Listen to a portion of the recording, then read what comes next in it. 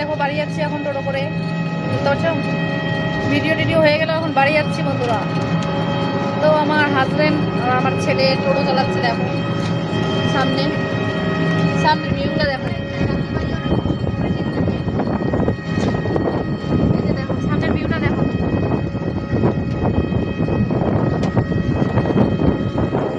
দেখো চারপাশটা টোটোতে করে দেখাচ্ছি কিন্তু আমরা এদিকে প্রায় আসি বন্ধুরা ভিডিও করার জন্য, জানো? এদিকে আমরা প্রায় আসি।